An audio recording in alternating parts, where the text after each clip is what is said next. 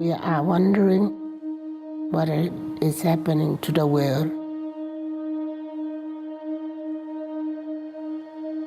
Everything is changing.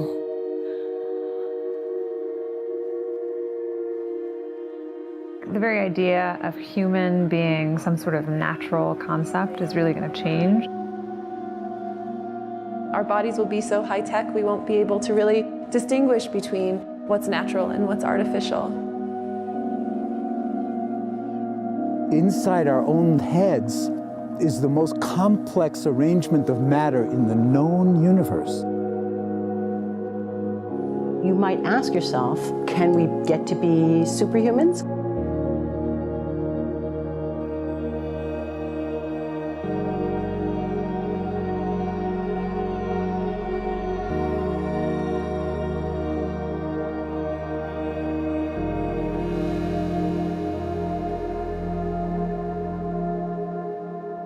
The original Industrial Revolution was driven by the discovery that you could use steam engines to do all kinds of interesting things.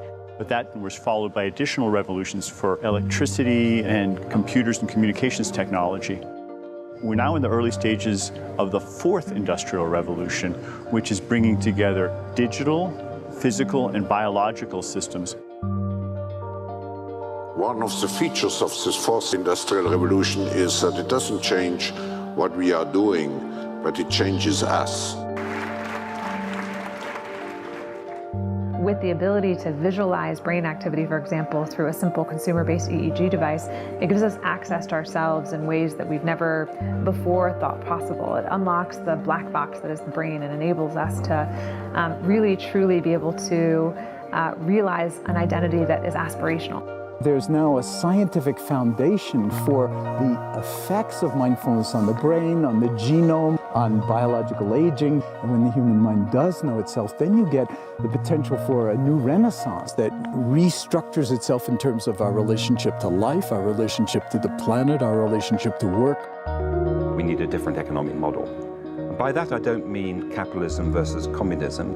What I'm talking about is a shift in the system along the lines of the two big changes that happened in the 20th century, Keynesianism, with a much greater focus on health and education and the role of government working with business, and then a reaction against that in late century to neoliberalism, where the focus was on free markets, freedom of the individual, and getting governments out of the way. We need a shift to a new system that will allow us to meet the basic needs of every human on the planet, that will live within planetary means, that will be fairer, and that will be focused as its key goal, not on growth per se, but on maximizing human well-being. And history tells us that a values shift is triggered by creation of a new story about how we want to live. I see the circular economy as something which fits very closely with mankind's goal to be innovative and creative and to always progress. We can use asset tracking, we can use IT, we can use 3D printing to enable this different economic model to recover materials, feed them back into the economy, and really to decouple growth from the resource constraints we have. The reason we live in cities is not different today than it was 10,000 years ago. Even if we have got networks connecting us, we still want to have places where we meet in person. So this means the place where we work and the place where we live are much closer to each other, a city where we don't need to have big supply chains in order to produce things, where many things can be sourced locally thanks to 3D printing and robotics. So if we're able to do something to transform cities, to make them more efficient, then the impact can be huge. Think about the prospect of getting rid of plastics. We must not only be inspired or informed by nature, but actually use natural organisms with which to design products and building parts. Only instead of varying material properties, we're varying biological functionality. Design is critical today because it's the first signal of human intention. So the question of adding quality to quantity, it isn't a matter of simply circulating things that are potentially toxic. It's circulating things that are safe and healthy for all generations. So the goal is no longer, I want to be less bad, less monotonous, less unsafe, less unjust. It's really about a diverse, safe, healthy, and just world with clean air, clean water, clean soil, clean energy. Together we are fighting to preserve our fragile climate from irreversible damage and devastation of unthinkable proportions. we think about the original Industrial Revolution, it was an energy revolution. I like to think of it as a kind of bookending of a period in human history during which we used fossil fuels, and it worked very well for us for a long time. But now we have to bring that to an end. We have energy technologies that can power our civilization: solar, wind, biomass. So then the question is, well, how do we get grid integration? Maybe the wind is blowing in Denmark, the sun is shining in Germany, and now you can move that electricity through an integrated grid. You can supply energy to everyone who needs it, and you can supply energy at all times.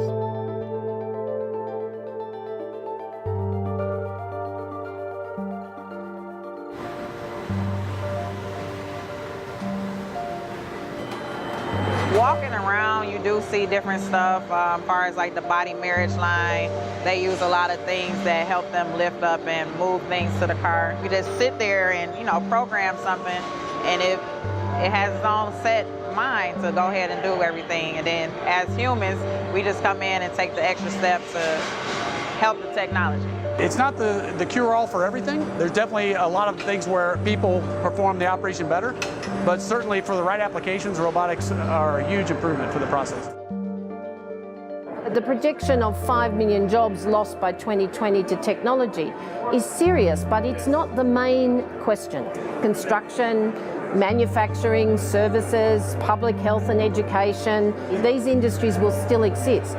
The main question is, what will be the future of work? How will we define work? How will we share the wealth? From the viewpoint of the labor or jobs, now we really need new education or new training.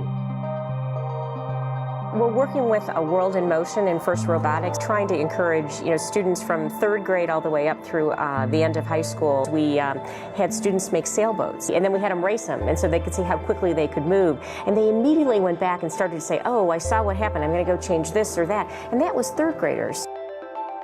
I just given a prize to a kid of 18 years old that has discovered something really very, very unique. Came up with how to get better productivity and better yields for seeds of corn. And so he basically came with the idea that if you would perforate these seeds, you would get more food.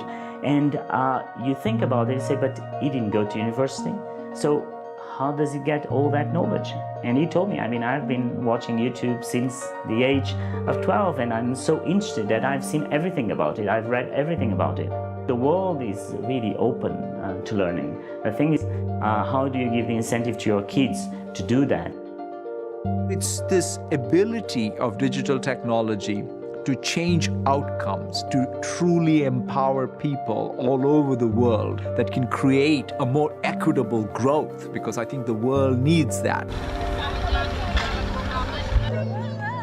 Fourth Industrial Revolution has the potential to make inequalities visible and to make them less acceptable in the future, and hopefully to gather and garner political support to take the necessary decision to reduce the gap.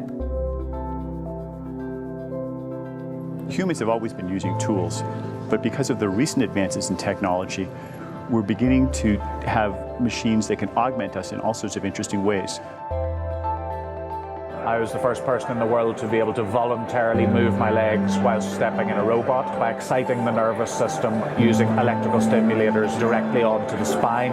We believe that a cure will be possible if enough of the right people have the will to fast-track a cure for paralysis.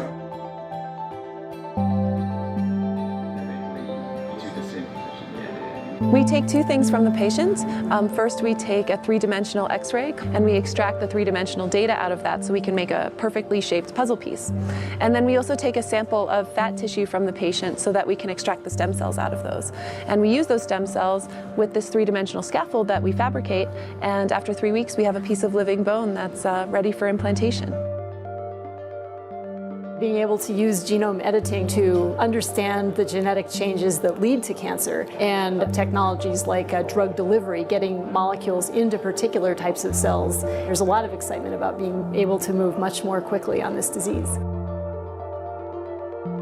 One of the things that I think is so essential to free and open societies is freedom of thought. And up until now, the conversation we've been having is around freedom of speech. Once we can access people's thoughts and access people's emotions, we have to create a space that enables people to think freely, to think divergent thoughts, to think creative thoughts. And in a society where people fear having those thoughts, the likelihood of being able to enjoy progress is significantly diminished.